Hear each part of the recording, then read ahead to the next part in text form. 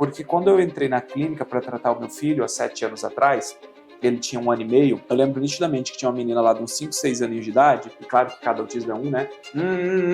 E aí eu fui ver o que ela fazia, era a mesma coisa que tinha indicado pro meu filho, que naquela época era um pouquinho disso, coloca na escolinha, com 1 ano e meio, sendo que ele não tinha nem repertório para ir para a escolinha.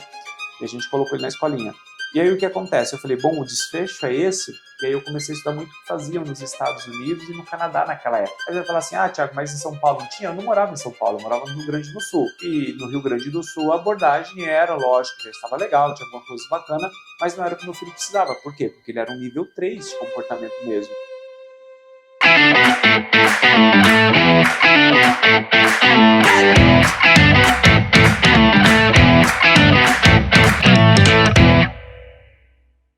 Olá pessoal, estamos aqui hoje para gravar mais um episódio do Formare Talks e hoje vamos falar de um tema super interessante que é neurociência e autismo. Eu estou aqui com o Dr. Thiago Castro. Olá. Ele que é pai do Noah e do Mateu, pediatra, especializado em autismo, está aqui para a gente falar um pouquinho sobre esse tema. Perfeito. E seja muito bem-vindo, Thiago, veio correndo literalmente. Imagina, é um prazer estar aqui com a Formare, com toda essa família acolhedora, família parceira, vivenciar um pouco essa estrutura que vocês têm, as pessoas que trabalham aqui. É um prazer estar aqui, vai ser um papo muito legal. Obrigada, Thiago, obrigada. Você é referência na área e receber você aqui é um orgulho imenso para todos nós. É um prazer. Vamos lá. Thiago, quando a gente fala de neurociência em autismo, vem muitas dúvidas. Eu queria que você começasse explicando o que é a neurociência. Perfeito. E depois a gente vai para um segundo momento. Perfeito. Quando a gente pensa nessa nomenclatura neurociência e autismo, eu acho que está muito voltado a entender as bases neurobiológicas, ou seja, as causas do autismo, o funcionamento do cérebro, toda a parte neuroanatomo-funcional e o comportamento humano. Porque quando eu entendo, por exemplo, que o córtex frontal, que é a parte da frente do cérebro, está relacionado com o sistema inibitório, quando eu entendo que a ação da dopamina, que uma das medicações é o próprio metilfenidato, Ritalina, ele age diretamente nessa ação. Quando eu entendo que eu tenho muitos efeitos colaterais no uso da Ritalina, mas eu trago uma alternativa, como a própria atenta atomoxetina, pensando mais na norepinefrina. Então, pensar em todo esse processo, cérebro, biologia, causa, efeito, consequência e comportamento, seria talvez uma síntese do que nós falamos sobre neurociência. Ainda entrando no mérito de neurociência, eu acho que o que tem marcado muito principalmente nos últimos 5 anos, é de fato a causa. De onde vem o autismo? Por que nós temos tantos casos de autismo? O que a genética fala a respeito disso? A neurociência também explica muito disso, né? Quando nós temos um paciente com um diagnóstico de autismo, nós sabemos que existe uma probabilidade muito grande de alguém dentro da família também ter um diagnóstico ou um outro diagnóstico de algum transtorno de neurodesenvolvimento. Então, trazendo um simplificado do que seria neurociência e autismo, é entender todas essas bases anátomicas, funcionais, fisiológicas e comportamentais. Perfeito. E, Thiago, a neurociência é uma ferramenta crucial aí no desenvolvimento do trabalho com autismo, né, do tratamento com autismo. Como que a gente pode usar essas ferramentas? Por onde começar, né? Perfeito. A gente pode ter várias vias, né? Quando nós estamos pensando, voltando ali ao que eu falei, quando nós estamos pensando, por exemplo, em causalidade ou efeitos de associação ao diagnóstico, é possível prevenir o autismo? Essa é uma boa pergunta. Uma ótima pergunta. Exato. A resposta, ela pode ser sim, ela pode ser não, ela pode ser talvez. Mas eu acho que é possível, eu acho não, os estudos mostram que é possível a gente diminuir expressões ambientais relacionadas à UTEA, justamente porque eu tenho a informação. Então vamos lá, se eu tenho, nesse sentido, nessa ordem, tá? Se eu tenho a compreensão que o estado nutricional ele impacta diretamente na probabilidade de aumentar a possibilidade de um diagnóstico, uma vez que tem a genética, é importante cuidar da gestação. É importante fazer um preparo pré-gestacional. Quando nós olhamos... Isso é muito importante, né? Porque a gente não fala disso. Não. A gente fala do pré-natal. Quando você já está grávida, né? Não, exato. E você está falando do cuidado antes. Quer engravidar, o que eu vou fazer antes de começar a tentar engravidar? Por que nós não estamos falando do ginecologista como um papel fundamental na diminuição de processos ou de potencialização de prejuízos? Porque, vamos lá, se eu sei que a gravidez está intimamente relacionada com o transtorno. De que maneira, de que forma? Se eu tenho sorologias positivas na gestação, aumenta a probabilidade dessa paciente receber um diagnóstico. Se eu tenho infecções como citomegalovírus, ou infecções urinárias, infecções pélvicas, infecção relacionada ao líquido amniótico da barriga, aumenta a probabilidade desse bebê vir Infecção urinária é tão comum na gestação, Pois né? é que infecção urinária faz com que a gente tenha, provavelmente, mais pielonefrite, que faz com que a gente tenha mais parto prematuro, e parto prematuro é um fator de associação. Entendi. E quando a gente começa a entender todo esse processo e o que nós poderíamos diretamente impactar na qualidade de vida dessa mãe, a gente sabe que tem gente que tem parto prematuro por questões de saúde bucal, ou seja, infecções, cáries, bactérias na boca, é um fator preditivo para aumentar parto prematuro. E parto prematuro é um fator de associação de risco. Só fazer uma ressalva aqui, né? Lembrar que fator de associação de risco não funciona como efeito causal. A pessoa pode ter 100 efeitos de associação a diagnóstico, mas se não tiver a base genética, não receberá o diagnóstico. Então, quando eu entendo isso, me ajuda a compreender. 2, ainda pensando na neurociência, mas aí talvez neurociência barra evidência científica, né? A própria análise do comportamento aplicada. Ela não é uma neurociência, mas ela é uma ciência pautada em evidência científica. Olha, quando eu tenho informação que me subsidia a escolher um tratamento adequado, eu melhoro a qualidade do meu paciente. É por aí que eu penso nessa parte de neurociência. E a gente tem falado muito da importância do pediatra, mas você me chamou a atenção aqui para um ponto super importante, né? A questão do papel do ginecologista, obstetra, aí, né? Quando o casal decide, queremos ter filho, né? Pelo menos 6 meses antes. Pessoas 6 meses. As pessoas deveriam planejar um bebê 6 meses antes, porque a gente tem um ciclo da hemoglobina, né? Que a hemoglobina, para ela ficar melhor e crescer, a gente precisa de um ciclo, pelo menos de suplementação, de 3 a 4 meses antes. Existe uma estimativa que um número muito grande, claro que isso oscila de estudo para estudo, mas assim, 1/4 até 2/4 das mulheres em idade fértil, elas estão com algum tipo de anemia, seja ferropriva ou megaloblástica, por exemplo. Só que o ferro é o principal mineral utilizado como coautor imunológico, como melhor scores de cognição. Ele está diretamente relacionado à síntese proteica, ou seja, o ferro que a mãe não tem, que vai servir para o crescimento do bebê, que está intimamente relacionado à cognição. A falta de ferro é um fator que corrobora, provavelmente, para um pior score cognitivo. E o que o autista já tem? Já não tem tantas dificuldades. Se a gente não cuida dessa suplementação da mãe, a gente favorece com que eu tenha um paciente com menor empenho no seu desenvolvimento. E a gente tem um número alto, né, de autistas com deficiência intelectual. Muito. Então, se a gente está falando de cognição, né, a gente sabe aonde pega tudo isso. Essa questão da deficiência intelectual, eu acho que assim, quando nós olhamos os estudos, são estudos, de alguma forma, não tão atuais. Então, a gente tem estudos da década dos anos 2010. Aí você vai falar, não tão atual, Thiago? Porque nós tivemos um número muito crescente de diagnósticos nos últimos 3, 4, 5 anos. A gente pega aí, é comum encontrar uma mãe, uma pessoa nível 1 de suporte. Então, aumentou-se muito o número de pacientes, principalmente no nível 1 de suporte.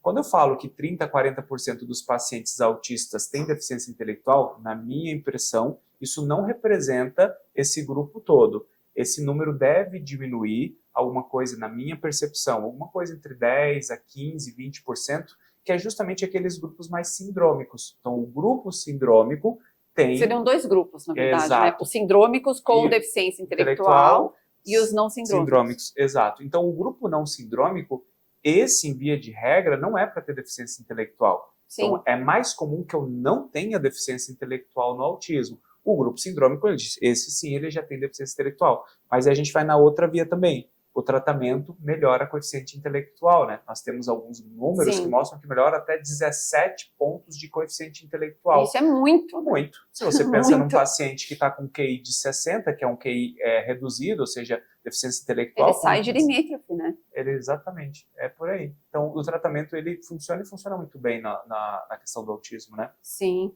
E, Thiago, falando um pouquinho aí desses precursores, digamos assim, né, que você citou vários, eu achei muito interessante que você falou que 6 meses antes é um período ideal para para quem pretende engravidar. Preparo gestacional. Aí para questões de suplementação, análise, né, e fazer um check-up geral, na verdade, né, porque você falou de questões odontológicas. E lembrar que são dos dois, porque a gente só olha para dos dois, isso é super importante. Porque a gente só olha para mulher. Mas para o homem, o que pode ser feito? As mesmas suplementações, os mesmos cuidados. Homem também tem a anemia, homem também tem deficiência de zinco, de vitamina B12, homem também tem deficiência de ácidos essenciais, como o DHA, como o próprio o ômega 3, né, tentando falar de forma um pouco mais simples. Sim.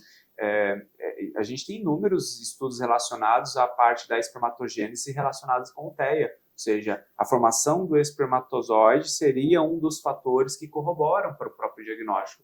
Então, o homem é um papel importante no diagnóstico. E a gente sempre olha para a mãe, porque é a mãe que está gerindo, mas o espermatozoide vem do homem. Temos que entender que o espermatozoide, que é produzido geralmente na hora, né, naquela semana, enfim, ele é um reflexo do que é o homem, né? Então, se é um homem que ele vive no alcoolismo, se ele vive em uso de drogas, se ele vive no sedentarismo, nível de estresse muito alto, de alguma forma a transferência de uma célula paterna para um embrião, né? Nossa, isso é muito interessante, você está falando o que eu estou pensando, porque ginecos não orientam isso, fato. Poucos. Eu não posso falar dos ginecos, né? Que eu não tenho um relacionamento. Não é habitual, né? A gente ainda se depara... Nem cultural, né? Não, a gente se depara ainda com uma prescrição de... ácido fólico da gravidez e ponto. Exato. E ácido fólico nem é recomendável mais, né? Porque a gente tem que utilizar a forma ativa, que no caso é o metilfolato numa dose mais baixa. O SUS ainda prescreve muitas vezes o ácido fólico 5 miligramas. Para que você tenha uma ideia, o metilfolato, a prescrição dele é de 400 microgramas, ou seja, quase 10 vezes menos a dose do ácido fólico. Não é correto, então? Não. E aí, a gente tem que considerar que existe... porque é barato, é acessível, né? O uso de ácido fólico é importante? Demais.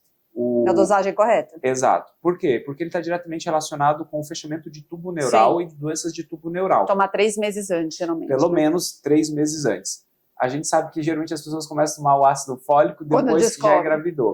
Para fechamento de tubo neural já não tem efeito. Mas o ácido fólico continua ainda sendo um mineral importante para a gravidez e para a gestação. Isso continua sendo importante. Mas uma outra quantidade. Exato. Mas voltando, então, o que acontece? A mãe nem deveria tomar 5 miligramas, ela deveria tomar de 400 a 800 microgramas do metilfolato. E quando essa mãe ela usa o ácido fólico, lembrar que existe um número grande de mulheres que têm deficiência na MTHFR, que é a enzima conversora de ácido fólico para metilfolato. Ou seja, ela está tomando uma dose muito grande de ácido fólico, ela não tem a enzima conversora de ácido fólico para metilfolato, isso naturalmente faz com que haja uma impregnação desse mineral. E sim, o ácido fólico ele tem tropismo por o sistema nervoso central, ele tem afinidade para o sistema nervoso central. Qual é o impacto disso? Não sei. Não sei porque não tem que falar assim, o uso é excessivo, mas qualquer medicação em dose excessiva, ela tem efeitos negativos para o nosso corpo. Sim. Tá? E não tem o efeito positivo, que é o que eu busco, porque se eu não tenho a conversão da enzima, enfim. O assunto tá ficando técnico, né? Não, mas é um assunto... Bom, eu adoro, né? Eu fico super interessada. Nesses casos, qual seria o melhor especialista para... Ginecologista. Gineco mesmo. Eu acho que a gente não pode esquecer do nutricionista. O nutricionista, eu acho que ele tem um papel mais fundamental do que o próprio ginecologista no processo de gestação, sabia? O Você acha que tem esse olhar? Tem muito nutricionista bom, tem muito nutricionista que tem uma abordagem integrativa sem ter loucura. O que é loucura? Começa a pedir metal no cabelo, não sei do que nas unhas, começa a passar ozonioterapia no bumbum das mulheres, na orelha dos... Isso aí para mim já é uma insanidade. Mas assim, cuidar. Existe desbiose é real. Existe uma concentração grandiosa de neurotransmissores no sistema nervoso, no sistema gastrointestinal. Então, um sistema gastrointestinal corrompido piora o comportamento humano. Isso assim é muito clássico. Existem estudos que mostram que, por exemplo, crianças não verbais com um comportamento disruptivo, existe uma probabilidade boa de ter algum distúrbio gastrointestinal. Se essa criança não fala, a gente sabe que eles têm mais alergias. Sim. Todos eles. A gente sabe que essas crianças têm mais sensibilidades alimentares. Essa criança tem mais refluxo. Essa criança tem mais barriguinha estufada. Essa criança tem mais cólica. ela é não verbal. O quanto isso impacta na minha orientação médica, se todos pudessem, todos os pacientes fariam avaliação com nutricionista. Pequenininho, só falando criança. Do pequenininho ao mais velho, tá? Avaliação com nutricionista. Algumas vezes eu passo para o imunologista também para olhar essa parte, porque trabalha muito. Eu já tive tanto paciente com diagnóstico de esofagite eosinofílica que não melhorava comportamento, não melhorava comportamento. É um troço que queima, e que incomoda, e que machuca. Mas paciente autista, não? Autista. E aí? E a gente tem que investigar. E como você faz esse diagnóstico se a criança não comunica, não fala? Depende. É clínico? É clínico, mas é que assim, quando eu olho para a família, eles respeitam a restrição de uso de telas? Respeitam. Eles estão bem organizados na questão do sono? Estão. Eles têm bons hábitos alimentares? Está tudo redondinho? Tá. A equipe terapêutica está funcional? Tá. Quais são as barreiras de aprendizagem, então? Por que essa criança está tendo tanto comportamento interferente? Alguma coisa clínica, coisa né? Vamos investigar. E a gente tem que sempre buscar as barreiras barreiras de aprendizagem, olhando para o próprio histórico dessa criança. O nenenzinho era pequeno, teve a PLV, depois teve outras alergias alimentares, bebezinho tinha tem um histórico, né? Tá estranho. Aí você olha para o pai tem atopia. O que é atopia? O pai tem rinite, a mãe tem asma. Histórico de atopia, essa criança tem processos alérgicos, a gente tem que investigar. Então, quando eu começo a olhar essa criança como um todo e sabendo que isso pode ser barreira de aprendizagem, eu tenho que esvanecer possibilidades de um comportamento negativo, né? É igual assim, nutrição, perfeito, e aí pensando em barreiras, né? Todo paciente autista, principalmente que não verbal, né? Mas, enfim, tem que passar por uma avaliação audiológica, sem exceção, sim. Todos. Sim. Eles têm que passar. É exame Bera? Não disse que é exame Bera. Dependendo da criança, quanto ela é colaborativa, audiometria tonal, vocal. Aí a criancinha tem ali, ó, várias infecções de ouvido, porque é uma criança crônica de infecção de ouvido, faz natação, não sei o que, não sei das quantas. Qual é a principal causa de deficiência auditiva leve? Deficiência auditiva, infecção otológica. Otite serosa. Água, né? Otite serosa faz aquele acúmulo de secreção atrás do tímpano, a criança não ouve bem. Um dreno resolve a vida dela. Eu tive um caso uma vez... E eu já vi vários casos que, inclusive, a criança não falava. Depois da cirurgia, é impressionante, porque ela começou a escutar, né? Eu tive um caso, não faz muito tempo, de uma menininha de uma otite serosa, ou seja, não é uma otite infecciosa, é um acúmulo de cera atrás do ouvido. Estou tentando explicar de uma forma bem simples, tá? Eu sei que também não adianta a gente complicar a vida do ouvinte, né?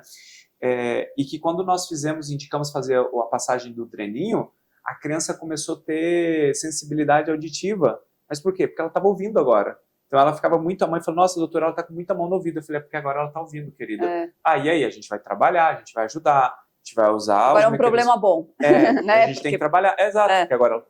E ela precisa ouvir para aprender, né?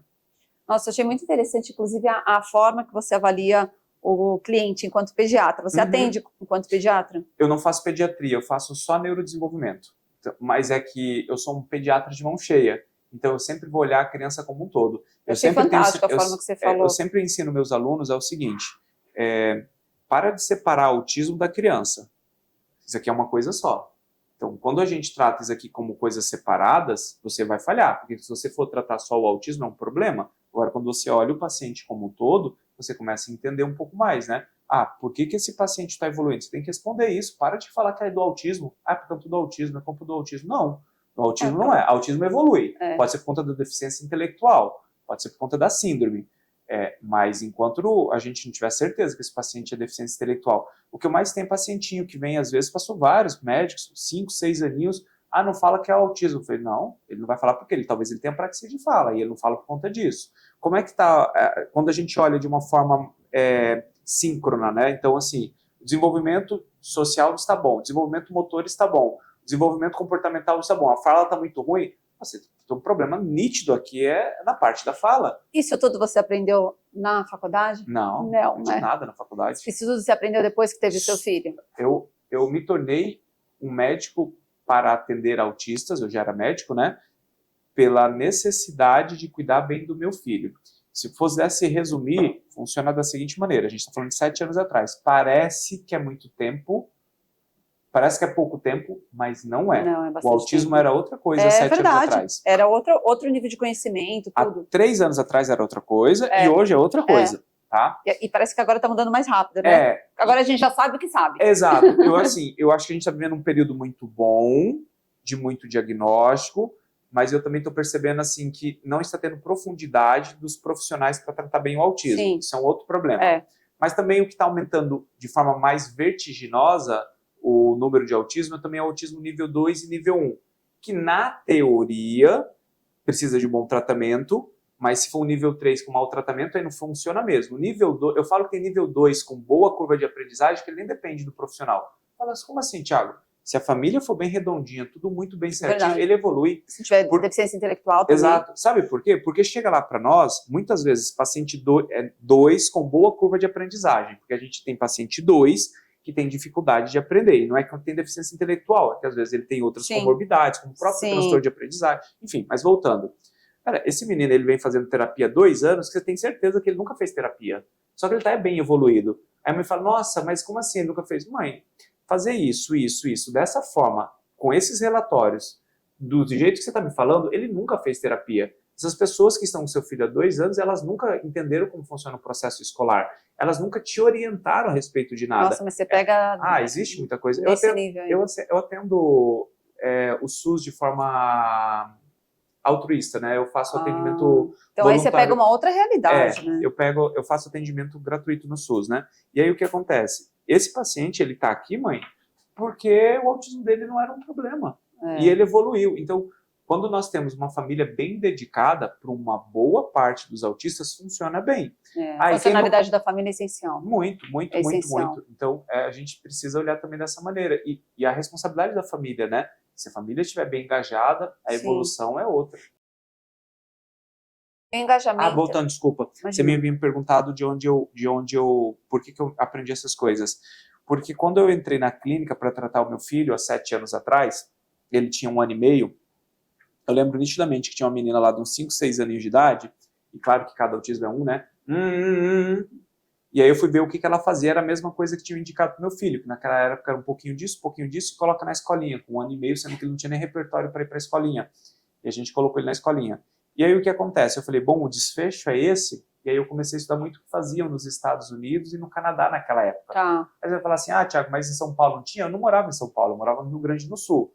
E no Rio Grande do Sul a abordagem era, lógico, já estava legal, tinha alguma coisa bacana, mas não era o que meu filho precisava. Por quê? Porque ele era um nível 3 de comportamento mesmo. Daqueles que nós precisamos fazer 2 anos de treino alimentar. 2 anos de treino alimentar para vencer a seletividade alimentar. Nossa. Que ainda agora, com 8 anos, está fazendo fisioterapia, porque tem dificuldade, faz profissional de educação física, faz psicopedagogo. É um menino excepcional, genial, com QI lá em cima já feito, não porque ele nasceu. Mas que coisa, né? A intervenção, ela é impressionante. Então, quando eu olhei lá atrás e falei, bom, esse vai ser o desfecho, deixa eu tentar melhorar. Deixa eu correr aqui para ver o que eu posso fazer de diferente, né? E aí eu comecei a tratar o meu filho. As pessoas próximas começavam a perguntar o que a gente fazia. A gente começou a orientar pessoas sem cobrar. Do dia a dia, né? Exato, orientar amigos. E aí, consultório de pediatria, eu me mudei na época para Foz do Iguaçu por conta de estar mais próximo das pessoas. E na pediatria começou a ter... As pessoas que atendiam ele? Não, as pessoas familiares, né? E começou a ter um número grande de pessoas buscando do autismo mesmo no consultório. E chegou um momento que o consultório tinha mais autismo do que pediatria. Aí eu decidi parar de fazer pediatria. Isso já tem acho que tem uns 3 ou 4 anos que eu não faço pediatria mais, mas eu tenho uma boa formação de pediatria, eu sou emergencista pediátrico, adoro, fiz um monte de acesso intraósseo, acesso central, reanimação neonatal, fiz um monte de parto, eu adorava fazer isso. Mas é porque o propósito da nossa vida, ele segue um caminho. Sim. E aí hoje na clínica você atende... Eu basicamente, desculpa, TDAH... Quer saber? Imagina. Critério de TDAH, presta atenção. A pessoa ela vai fazer a pergunta, ele interrompe antes da pessoa concluir a pergunta. Não, fica tranquilo, porque a gente foi e voltou, e você voltou várias vezes, tá um TDAH muito bem trabalhado. Né? Uhum. Se não falasse, não ia nem perceber. Agora eu que me perdi. Você, na sua clínica, você atende ainda? Você não atende na pediatria, mas esses clientes chegam e te procuram, só imagino que o nicho de autismo, e você faz essa, não sei como você chama, mas essa análise global, digamos assim. Você precisa ouvir. Se você só ouvir o pai e a mãe, eles vão te dando todas as informações. Sim. Para isso você precisa de tempo. Então, por exemplo, minha primeira consulta, ela tem no mínimo 2 horas. Ah, e aí? Aí é a forma que eu trabalho, é o valor que eu cobro, porque eu preciso de 1, 2 horas. Nunca dá, são 2 horas, às vezes passa um pouquinho. E com 2 horas eu consigo perguntar de exames, eu consigo perguntar... É que eu acredito, desculpa até mudar um pouco o assunto, que o fator de boa parte do meu sucesso está na forma que eu trato meus pacientes. Não está nem em fazer assim, você descobriu um diagnóstico absurdamente excepcional, não sou bom nisso, não. Ah, você descobriu uma síndrome rara? Não, isso aí você pode passar para outras pessoas. Mas eu conseguia perguntar assim, tá, quem mora na tua casa? Entender o contexto, né, Thiago? Aí ela acho ia que me falta falava, isso, exato. né? Aí ela me falava, ó, mora eu, e assim, tratar gente rica é fácil. Vamos tratar gente pobre? E eu entendia quem estava na casa. É verdade, é uma outra realidade. Que horas você sai? Porque assim, mora eu e meu marido. Tá, que horas você sai do seu trabalho? Porque a hora do seu trabalho e a hora que você volta é importante. E que hora que seu marido volta? Não, eu saio às 6, mas chego às 9 em casa. Você entende? Não, trabalhamos... A pergunta é assim, não, nós dois trabalhamos fora. Mas vocês dois podem trabalhar fora e voltar às 15 horas da tarde? Sim. Então, esses detalhes eu sempre fui muito atencioso. Como eu tinha uma boa noção, e eu sempre gostei de estudar também, né?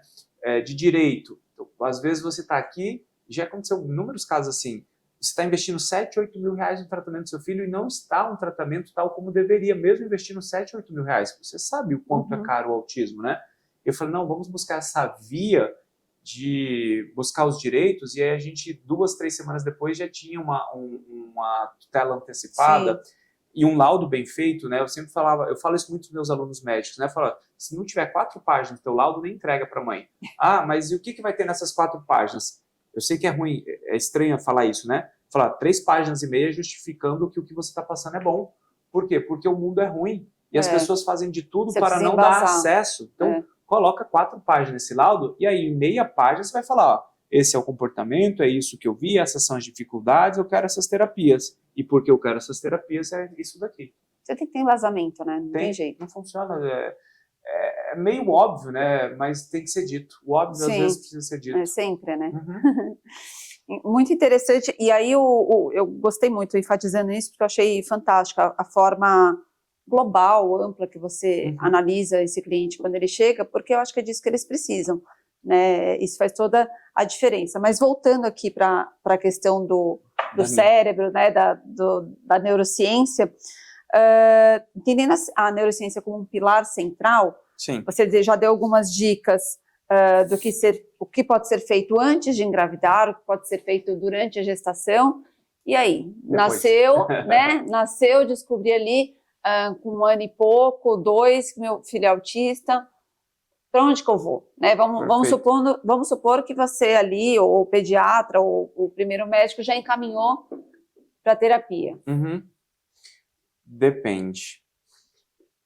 Quando a gente tem o nascimento do bebê, acho que a gente tem que sempre pensar, de uma forma global, a forja do ser humano. O que é importante para a forja do ser humano? Os valores, as virtudes, a fé cristã, depende de quem comunga o quê. Quando eu tiro um pouco esse peso assim, se for autista eu tenho que fazer isso. Não, se for criança, o que você tem que fazer? Então, o que uma mãe tem que fazer enquanto criança, principalmente talvez nos primeiros 12, 18 meses de idade? Independentemente de ter ou não diagnóstico, né? Cuida do sono. Cuida do sono do seu filho. Tiago, eu tenho estudado muito sono. Muito, muito, muito. Sono. Mas isso é uma questão que as pessoas banalizam. Sim. Demais. Tem uma coisa que eu falo assim, olha, seu filho está com forte suspeita de autismo, tá? E esse mês você tem 2 opções. Ir ao neuropediatra, ele tem muito distúrbio de sono, e ir a uma consultora de sono. Vai na consultora de sono primeiro. A consultora de sono é mais importante. Mês que vem você vai ter que ir no neuropediatra. E eu estou falando aqui de um exemplo extremamente aleatório, né? Porque se não arrumar um sono, o comportamento da criança está ruim. A criança está com mais crise, a criança está com mais choro, a criança está mais irritada, a criança está aprendendo menos. Tem criança que acorda 6, 7, 8 vezes na noite durante 8, 9 horas de sono, 9 de despertares. O quanto isso impacta? Não faz nenhum ciclo, né? Quando a gente pensa naqueles 4 ciclos do sono, sono REM, sono não REM, fase 1, 2, 3, 4, tem a fase que é para eliminar memórias ou traumas ruins, tem a fase do aprendizagem, tem a fase do sistema imunológico, ou seja, cada fase do sono, e você tem que fazer esses microciclos. Só cada 90 minutos, não são? Na criança pequenininha, nós somos um pouquinho maior, na criança 1h30, na criança menor.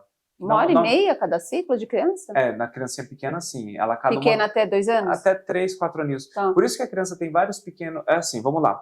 O bebezinho de 2 anos, você percebe que dá um certo horário, ele dá uma resmungadinha, dá quase uma acordadazinha, e aí depois ele volta a dormir. Nós temos um ciclo já de 3 a 4 horas, tanto que você tem, se você for despertar, você percebe que você geralmente dorme, se você dormir às 9 da noite, né? Talvez por volta de meia-noite, às vezes você pode ter um pequeno despertar, depois vai para as 3 ou 4 da manhã. Então esse horário é um horário muito comum, tá? De você ter um pequeno despertarzinho, aí você acorda e fala, nossa, estão fazendo macumba aqui. Desculpa, corta essa parte, macumba. Não sei se pode falar macumba. Não tem problema, depois você quiser fazendo, a gente corta. não tem problema, deixa. Estão fazendo aqui, tira a macumba daqui, que depois vamos fazer macumba pra mim. Depois aí, porque o Thiago falou da macumba. Gente, corta, não esqueçam, por favor. Vamos lá. Mas aí, voltando. Então, quando a gente pensa ali naquele ciclo do sono, principalmente no adulto, que ele tem um ciclo um pouco mais longo, você percebe alguns horários que são clássicos da gente despertar. E na criança ela tem um ciclo a cada 1h30. E aí o que acontece? Se na hora que ele está nesse ciclo de 1h30 tem alguma coisa ruim que atrapalha o sono dele, aí pode ser qualquer coisa. Sei lá, sensibilidade sensorial. Então um barulhinho que não acordaria outra criança, acorda. A temperatura. Então a distorção da temperatura acorda mais essa criança. Ela sentiu mais calor, ela sente mais frio. Enfim, então o sono precisa ser muito bem cuidado. Vamos pensar em outro exemplo também. Eu costumo falar para o pai e para a mãe, olha, esse mês, seu filho não está falando, certo? Não está falando. Você está investindo R$2.000 de terapia, porque é o que você tem, certo? Certo. Você vai deixar de fazer 2 fonoaudiologias e você vai fazer a consultoria de sono. Arruma o sono. Enquanto você não arrumar o sono do teu filho não vai evoluir da forma que deveria. Sabe por quê? Porque uma vez que você arrumou o sono, pro resto da vida tá dormindo bem. A fono, ela tá ali, ó, e ela vai estar com você nos próximos 2, 3, 4 anos. Priorizar o que vai ser feito se o recurso é um só, né? Exato. Isso é muito importante. Sono. Segundo, telas, porque isso não depende de recurso. Li o seu livro, estou com ele aqui, tá lá em cima, inclusive. Exato. Que eu gravei com a doutora Kelly. A doutora Kelly é maravilhosa. Isso, e a gente falou bastante sobre isso. O uso de telas, assim, não tem uma única justificativa que a gente vai falar assim, o uso de tela é importante para a criancinha de 1 ano, de 1 ano e meio, de 2 anos. Diferente de um uso terapêutico, por exemplo, eu estou usando aqui uma alta tecnologia para comunicação aumentativa alternativa, ou até mesmo, né, quando a gente sabe utilizar telas a nosso favor, eu tenho uma criança de 5 ou 6 anos, você pode literalmente assistir um filme com ele, pausa o filme. O que está acontecendo? Sim. Qual era o sentimento antes? Qual é o sentimento depois? Trabalhar muita coisa. Você trabalha ali teoria da mente, você trabalha emoção, você trabalha um monte de coisa com tela, mas é a mãe ou o pai sentado ao lado, fazendo disso num processo terapêutico, bem bonitinho, de uma função, com um objetivo, exato, né? Mas tela, então você também precisa, pensando na neurociência, do uso de telas. Terceiro, alimentação. Por quê? O mesmo princípio da mãe. Então, uma criança bem nutrida é uma criança mais bem desenvolvida. A gente precisa nutrir bem a criança, suplementar a criança. A criança precisa ser suplementada, a criança precisa ser bem nutrida. E aí, depois, lógico, estímulos. Muito estímulo. Nós aprendemos com estímulos. E lembrar que o estímulo, ele é mais bem realizado quando há emoção. Tanto que você vai lembrar do teu melhor e do teu pior professor. Aquele que te fazia mais feliz e aquele que te fazia mais mal. Por quê? Porque são as pessoas, ou que foi o carrasco, ou que foi o super legal. Nós aprendemos com emoções. Uma criança bem estimulada, pautada em emoções. Isso é para qualquer criança, independente do autismo. Mas eu estou diante do autismo. Bom, aí começa a jornada. Qual nível, qual profissional? As pessoas falam assim, qual é o primeiro profissional que eu tenho que procurar? O que é acessível a você? A gente precisa quebrar essa bolha, né? Na minha opinião, o que a gente precisava mesmo era capacitar os professores para fazer uma triagem mínima para notificar o psicopedagogo da escola. Então, toda escola deveria ter um núcleo de transtorno de neurodesenvolvimento, que não custa nada, porque ela já tem um neuropsicopedagogo. Essa pessoa só tem que mexer esse bumbum aqui e saber o que ela está fazendo. Então, o professor tem uma avaliação mínima, ele tem uma triagem mínima. Aí o psicopedagogo é a pessoa que vai fazer ali uma triagem ainda melhor. Ele vai encaminhar para onde? Na minha opinião, eu acho que isso seria funcional, as prefeituras deveriam capacitar os enfermeiros e os médicos da atenção primária à saúde para fazer o diagnóstico. Ah, Thiago, sim, o diagnóstico, principalmente esse mais clássico e mais claro, quem tem que fazer é pediatra e médico da atenção primária à saúde. Por quê? Porque não existe neuropediatra e psiquiatra infantil para fazer esse diagnóstico. E assim como qualquer... Na rede pública é um volume muito grande, né? Não existe. E acaba caindo para os pediatras mesmo. Exato. E como qualquer outra condição, doença ou transtorno, que você tem uma demanda muito alta, geralmente quem faz a abordagem é um profissional generalista. Você é mãe? Sim. Se seu filho estiver chegando agora na tua casa, ele estiver com dor de ouvido, o que você vai fazer agora? O que você faria? Seu filho está com dor de ouvido. Você vai levar ele para onde? Pronto-socorro. Você levou ele para o otorrino? Não. Por quê? Porque é o que tem disponível ali no momento, né? É uma emergência, né? Exato. Então, assim, é uma emergência fazer diagnóstico? É. Tem facilidade de achar neuropediatra? Como é que está a consulta do neuropediatra? Não tem. Não tem. Ah, mas se tivesse. Aí a gente não tinha que ter essa discussão. Acabou a discussão. Enfim. Então, quando a gente conseguir na escola, mas por que na escola? Filho do pobre. O filho do rico tem plano de saúde, o filho do rico tem acesso a médico, o filho do pobre tem a escola. O filho do pobre tem a escola, o professor faz a triagem, na triagem a gente vai conversar com o psicopedagogo, que esse psicopedagogo ou um psicólogo, ou um núcleo que essa escola definiu ali, e aí ele vai direcionar para o posto ou para a atenção primária à saúde, onde o enfermeiro vai fazer a aplicação de boas escalas, vai fazer boas triagens, o médico... Gente, menina tem 18 meses, 24 meses, zero contato visual, você chama pelo nome e não olha, tá fazendo o flap, tá andando na ponta dos pés. Essa criança não aponta, não imita nada. Há alguma dúvida que essa criança é autista? Ah, mas aí eu tenho que entender que ela está assistindo muitas telas, não dorme nada e pouco estimulada. Tá, tudo bem, então arruma mesmo durante um mês e volta, porque assim, se você arrumar durante um mês, a criança vira outra. Sim. E mesmo assim, na minha experiência, eu acho que eu tive um caso mesmo, que a criança tinha todos os critérios de autismo e era uma criação inadequada. Eu tive um caso também. Exato. Então isso é raro. Então, assim, e a criança ficou com prejuízo e teve que tratar para tratar o prejuízo. Mas quando você vai entendendo tudo depois de um certo espaço de tempo, você percebia que aquela criança não era autista. Sim. Enfim, para ver como tela, falta de sono e falta de estímulo faz mal, né? Mimetiza o autismo. Sim. E aí, nesse caso dessas crianças, né, da saúde pública, ainda que tenha tudo isso, vai fazer o tratamento onde? No CAPS? Aí, vamos lá. Pensando na forma... Eu sendo um entusiasta, tá? Não adianta as prefeituras fazerem grandes centros com muitos profissionais, primeiro porque nunca vai chegar na quantidade de tratar todo mundo na quantidade que deveria. Na minha opinião, o fluxo deveria ser da seguinte maneira. Escola faz triagem, porque é onde eles estão em contato com a criança com 4, 6, 8 meses de idade, 10 meses, 1 ano e 2, 1 ano e 3, 1 ano e 4.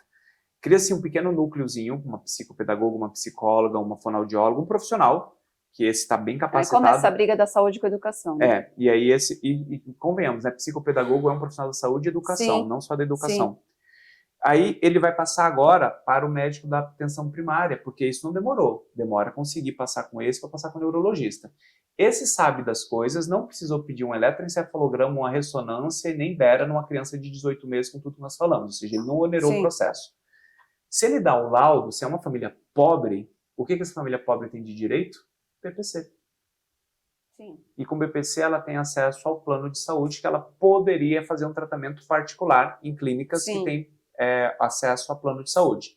Mas vamos imaginar que essa família não tenha esse acesso ao BPC, porque é uma possibilidade. Porque trabalha e não pode ficar sem carteira, enfim. Na minha opinião também, uma coisa que a gente deveria fazer é começar a instituir analistas de comportamento dentro das escolas. Eu também acho. Aí você tem lá um analista de comportamento que vai estar naquela escola que vai estar lá, eu tenho, estatisticamente falando, a cada sala de 20 crianças eu tenho um autista. Então se eu tenho 20 salas aqui, significa que eu terei 20 autistas. Então eu tenho um analista de comportamento. Então a prefeitura deveria Ao invés de investir em um grande centro, um grande elefante branco, ela deveria investir na formação de analistas de comportamento para estar nas escolas, e aqui no professor treinando de apoio, equipe, né? Aí funciona. E assim, e o custo muito mais baixo. Você vai falar, por que não fazem isso? Porque eles não entenderam ainda, mas vão aprender. Vai acontecer. E tendo em vista que toda a base da educação é voltada na psicanálise, né? Tem um longo caminho pela frente. Né? Sim, sim. Porque a gente está falando de uma coisa que a gente precisa convencê-los do básico para depois chegar nisso, né? Mas a gente está fazendo. A gente está fazendo, né? A gente está tentando. Eu acho que o Congresso Espectro que você realizou esse ano, aliás, parabéns pelo evento, um baita evento. Nossa, foi muito, muito legal, assim, com bastante temas. O que eu gostei muito foi a diferença, não é diferença, diversidade dos temas que você trouxe. Eu achei que, nossa, me deu vários insights, né? E você trouxe muito disso que você falou aqui hoje, né? O olhar do médico especialista, do otorrino, o olhar do dentista, porque é isso. Às vezes é tão óbvio, a gente não e são coisas que dá pra gente fazer. Você sabe que depois do congresso a gente anotou um monte de coisa pra gente rever o nosso protocolo interno. Fiquei feliz por isso. É verdade, porque são coisas simples que a gente pode pedir para as famílias. As famílias aqui são muito parceiras e o que a gente pede, elas vão atrás. Então, olha, dá uma olhada nisso. A gente já fazia algumas coisas, mas a gente teve muitos insights lá para melhorar. Eu acho que é isso, sabe? Tanto que ali foi o quê? A gente teve o otorrinolaringologista falando desse processo, nós tivemos a parte de nutrição com uma médica falando sobre a importância da suplementação, da nutrição, teve o superdentista, né, que falou dessa parte também, além de tudo que nós tivemos lá, tanto da parte do espectro feminino e tudo mais, mas nós tentamos romper a bolha, e ano que vem a nossa ideia é romper essa bolha de uma forma um pouco maior. Por quê? Quando a gente está falando de evento no Brasil, de autismo, né, nós temos uma história recente que, assim, de alguma forma, é sempre mais ou menos a mesma coisa, da mesma maneira, da mesma forma, e tentar mudar muito disso poderia ser um risco para nós enquanto organizadores de eventos. Como nós fizemos o evento, foi um sucesso, nós tivemos ao total 2.700 pessoas inscritas, a impressão das pessoas foi muito positiva. Muito bem organizado. Foi um evento que a gente investiu recurso, porque as pessoas merecem, e investimos amor. A gente não fez um evento para dar dinheiro. Eu falo isso de muita tranquilidade. Nós não fizemos um evento para dar dinheiro para nós. Nós fizemos um evento para marcar a história e começar a subir a régua do que chama-se evento para autismo. Porque nos últimos 2, 3 anos eu participei de muita coisa que eu falo, isso aqui é desrespeitoso com os congressistas. Cobra-se um valor desproporcional para uma entrega ainda mais desproporcional para as pessoas assistirem as mesmas palestras em todos os lugares, é o que acontece nas redes sociais. Mas é verdade. E as pessoas, elas nesse momento, elas vão para viver uma experiência. E o que a gente quer ainda mais melhorar no que vem, a experiência das pessoas no evento. Enfim, eu não sei onde a gente estava falando, mas... Não, porque eu estava elogiando o trabalho do Congresso, também não sei da onde que a gente surgiu isso, mas lembrei que eu falei que o difícil é a gente mudar a gente estava falando da educação, da base da psicanálise, e aí eu falei que o difícil é a gente, né, começar com esse movimento, que foi aí onde você falou que a gente já está começando, eu acho que o Formal Talks ele também vem muito com esse propósito, né, de trazer informação, porque aqui eu recebo muitas famílias que não têm condição de arcar com tratamento e não adianta, a gente é da área da saúde, a gente gosta de gente. Mas sabe onde eu acho que a gente vai começar a melhorar essa questão da terapia, da psicanálise, da terapia comportamental? Há 4 ou 3 anos atrás, a gente fez um movimento aba, e a gente meio que distanciou todo mundo do aba que não fosse do aba. Por exemplo, o próprio fonoaudiólogo, o terapeuta ocupacional, todos esses profissionais falam, poxa, só aba. Nós fizemos isso porque a gente estava tão sedento em falar que aba era bom, que a gente não se cuidou e não se policiou para falar, olha, as coisas têm o seu devido papel. E podemos estar juntos. Exato. E aí a gente começou a ver um movimento de fono-aba, TO-aba, não sei o que. Eu falei, não, mas eu queria que o fono fosse fono. E não tem nenhum problema ele ser fono-aba, mas eu queria que o fono fosse bom em comunicação aumentativa alternativa, em transtorno motor de fala, DTTC, REST, PROMPT, sei lá, o que ele quiser fazer, mas um bom fono, multigesto, enfim, eu quero que ele tenha técnicas específicas para ser fono. O terapeuta ocupacional a mesma coisa, e assim sucessivamente, né? Quando a gente parar de falar que psicanálise é muito ruim, que as pessoas falam, a psicanálise não tem evidência científica, tal, a gente sabe disso. Mas tem muito bons terapeutas psicanalistas que eles têm a devida proporção do entendimento que eles não tratam o autismo, que eles não tratam mesmo. Mas eles vão ser apoio, às vezes, para o pai, para a família, para a mãe. E quando a gente começar a trazer o psicanalista de alguma forma para o nosso lado, mostrando para ele, olha, você entende que você não mexe aqui, e eu entendo que eu não mexo aqui, porque eu conto a analista do comportamento para uma mãe que está ali depressiva, alguma coisa. Ah, Thiago, mas é terapia cognitivo-comportamental, tá, gente? Mas, ok, vamos lá falar do mundo real. Então, quando a gente traz esse psicanalista para ajudar essa mãe aqui num conflito interno que ela está vivendo, num problema que ela está precisando de um apoio, a gente começar a trazer todo mundo meio que para o nosso lado e falar, vamos fazer a coisa dar certo, com evidência científica, eu acho que talvez a gente vai começar a ver isso funcionar melhor. Porque agora começa literalmente isso, né? Tipo, é uma gladiação de todo mundo quer dar behavioriano, todo mundo quer dar comportamental, esse troço não presta, e o outro lado fala, só vocês acham que vocês são bons, eu acho que isso também não vai levar para lugar nenhum. Eu gosto de uma palavrinha que eu acho que faz total diferença, tudo depende. Sim. E depende, né? Eu falo, eu já fiz terapia psicanálise, foi maravilhosa para mim, né? Mas, obviamente, para trabalhar a minha criança com autismo, que ainda está longe de ter uma subjetividade, tem outras necessidades, não faz sentido. E não para autista não funciona. Exatamente, assim, claro, exatamente. Como acho água. que tudo depende. Exato. Né? Mas família... é interessante essa perspectiva, né? De você realmente ver o que cada um tem de bom, né? Exato. No final das contas é isso. Eu acho que eu sou sempre copo mais cheio do que mais vazio, sabia? Eu sempre estou falando, acho que talvez vai dar bom, talvez possa ajudar e tudo mais. Uma visão mais otimista, né? Tiago, acho que foi ótimo esse bate-papo, foi muito legal. E eu queria que você deixasse uma mensagem para as famílias em relação ao que a gente falou aqui hoje, do que elas podem pegar de dica, enfim. Porque o autismo não é o problema. O problema é a desinformação. É a gente não oferecer um tratamento adequado num tempo adequado.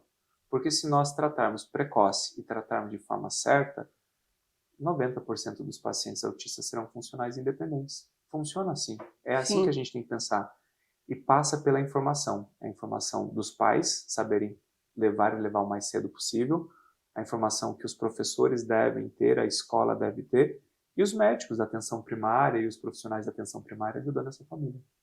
Perfeito. Muito bom. Imagina, foi um Obrigada prazer. pela conversa. Imagina, foi um muito prazer. Bom, obrigada. Pessoal, encerramos aqui mais um episódio do Formare Talks. Conversei com o Dr. Thiago Castro, pediatra, e falamos bastante sobre neurociência e autismo. Espero que vocês gostem. Não esqueçam de curtir, deixar os comentários de vocês e seguir a gente no canal. Obrigada.